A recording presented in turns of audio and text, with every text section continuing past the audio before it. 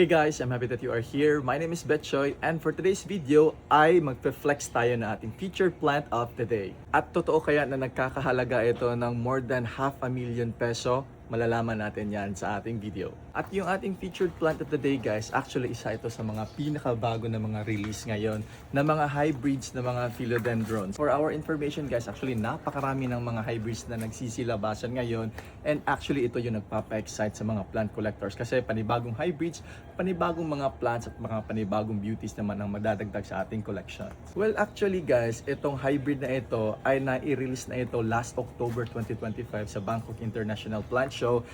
Fortunately, nakuha natin yung isa at nadala natin dito sa Pilipinas and then that time, meron pang isa pang natira na hybrid na ito and yung isang nakakuha nito ay isang malaking collector at gardener sa Thailand. At i-flex na po natin sa inyo guys yung ating tinutukoy na Philodendron Hybrid. So this is our Imperial Cross with Brown Beauty. At itong specific pot na ito guys, kaka-release lang nito last December na show sa Bangkok and then meron pa tayong isa pang pot. This is actually the second pot na na-mention ko kanina na ni-release din last October pero hinold siya ng Thai gardener or Thai collector. So ngayon guys, i-describe muna natin yung ganda ng ating panibagong hybrid.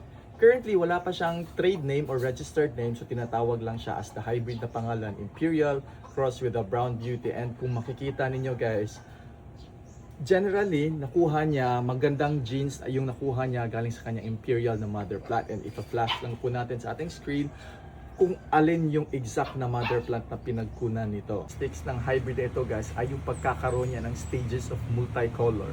So unfurled siya na medyo may pagka-color orange until eventually magta-transition yan into different color. Lalabas na yung kanyang pagiging pula. And then yung kanyang magiging third stage, yung mga reddish, yung mga pinkish natin na mga colors ay magko-color yellow or magiging oria yan until eventually yung ating mga lumang dahon ay maglalabas na yan ng mga color pink. And if I were to describe this one guys, medyo nakuha niya talaga yung mga magagandang traits ng ating variegated imperial na mother plant and also a little bit of balance from the brown beauty. Para mas ma-appreciate din natin guys, yan, titignan natin yung underleaf ng ating imperial cross with the brown beauty. So medyo mixed din yung nakuha niya na genes from the Imperial and the Brown Beauty. And for the pricing guys, na-mention ko kanina na aabot pa talaga ito ng ₱500,000. Ito, alam ito ng lahat ng mga live sellers or yung mga ibang mga Filipinos na pumunta sa Bangkok International Plant Show last December that this pot here is priced at 300,000 Thai baht. So roughly that's around ₱566,000.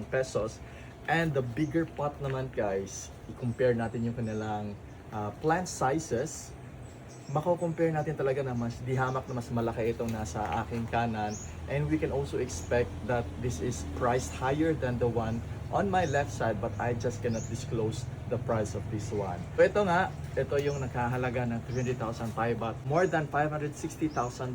So bakit nga ba sobrang mahal ng mga hybrids na ganito guys? Actually guys, I've had a conversation with the breeder of this hybrid mismo dun sa Thailand guys at nakapunta tayo, nakavisit tayo sa kanyang garden and meron tayong mga exchange of mga thoughts and ideas about this one as I was able to had an idea na yung pag-breed ng ganitong mga plants guys, it would take years kasi number one, kailangan magkaroon ka ng mother plant na malaki na para mag-produce sila ng mga flowers or inflorescence and then dapat magko-cross sila sa batch nila guys. For example, sa isang seedling na batch sa 1,000 na seeds, swerte na lang na merong isa or dalawa na lumabas na maganda yung kanyang mga genes na ipapakita. So sa mga halaman na nagkakahalaga ng mga ganito guys, dapat talaga i-consider natin yung time and effort and the hard work ng mga breeders. Kaya medyo may kamahalan pa talaga yung mga prices ng mga plants na ganito. So guys, huwag niyo po akong ibabash guys na baka isipin niyo na ako lang po yung gumagawa ng mga pricing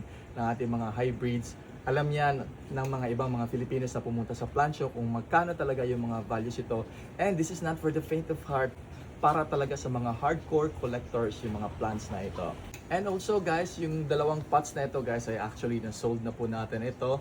I-deliver na lang po natin ito sa kanilang mga panibagong plant parents. So that's it guys, and I hope na nag-enjoy kayo sa ating featured plant of the day and also expect na meron pa tayong napakaraming mga plant hybrids na i-flex at i-feature in the coming days.